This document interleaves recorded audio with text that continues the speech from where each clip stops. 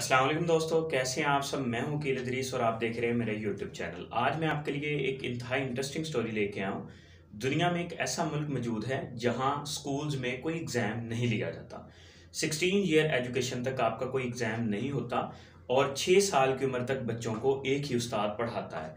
यहाँ पे स्कूल में ना सिर्फ आपको तालीम दी जाती है बल्कि आपको खाना पकाना सिखाया जाता है, आपको मौसीकी सिखाई जाती है, आपको लकड़ी का काम सिखाया जाता है, हत्ता कि आपको शायरी भी सिखाई जाती है। और बच्चों का कोई एग्ज़ाम ना होने की वजह से बच्चे मिलकर सीखने की कोशिश करते हैं।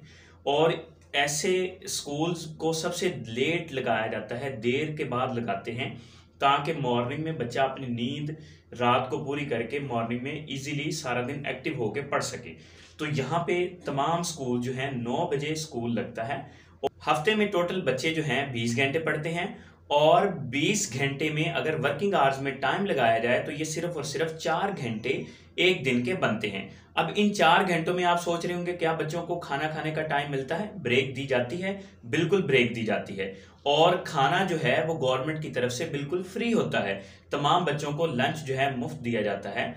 तो एक और इंटरेस्टिंग बात यहाँ पे, अगर किसी भी शख्स से आप पूछ ले कि आपके बेहतरीन आपके इलाके में कौन सा स्कूल है, तो यहाँ के लोग आपको बताएंगे कि हमारा जो बेहतरीन स्कूल है, जो आपके नेबरहुड में, जो आपके सबसे करीब स्कूल है या कॉलेज है, वो आपके लिए बेहतरीन स्कूल या कॉलेज है।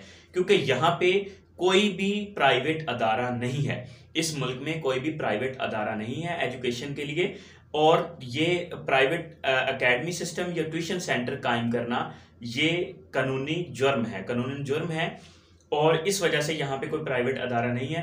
तमाम के तमाम जो भी अदारे हैं वो सारे गवर्नमेंट खुद कंस्ट्रक्ट किए हैं, गवर्नमेंट ने, और गवर्नमेंट खुद उनका ख्याल रखती है।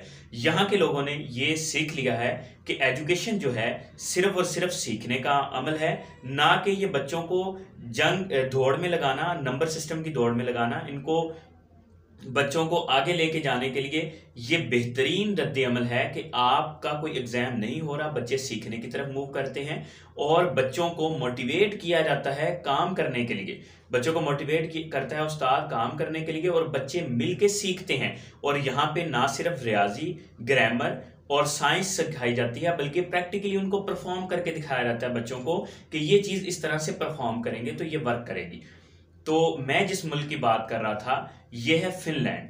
तो आज की जो स्टोरी थी ये फिनलैंड के हवाले से थी। तो फिनलैंड में ये एजुकेशन सिस्टम है और यहाँ पे ये बेहतरीन एजुकेशन सिस्टम चल रहा है। और 99% जो बच्चे हैं फिनलैंड के वो पढ़े लिखे हैं और वो पढ़ लिख सकते हैं। 70% स्टूडेंट्स जो हैं वो खुशी से स्कूल जाते हैं और छुट्टी करने से गुरेज करते हैं। 30% स्टूडेंट्स जो है हमारे पाकिस्तान की तरह ऐसे स्टूडेंट्स भी वहाँ अवेलेबल हैं कि जो 30% स्टूडेंट्स स्कूल जाने से कतराते हैं, स्कूल जाना पसंद नहीं करते, मगर 70% स्टूडेंट्स खुशी से स्कूल जाते हैं और छुट्टी नहीं करते। तो ये फिनलैंड के हवाले से स्टोरी थी। और हमारे अगर पाकिस्तान का अंदाज़ा लगाया जाए तो मेरे ख्याल से कोई 20% के करीब या 10% के करीब बच्चे होंगे जो खुशी से स्कूल जाते होंगे। बाकी सारे के सारे बच्चे मजबूरी के तहत स्कूल जाते हैं क्योंकि वालिदैन उनको फोर्स करते हैं कि आपने स्कूल जाना है, और अगर बच्चा रो भी रहा है तो उसको छोड़ के आते हैं कि आपने पढ़ने के लिए ज़रूर जाना है।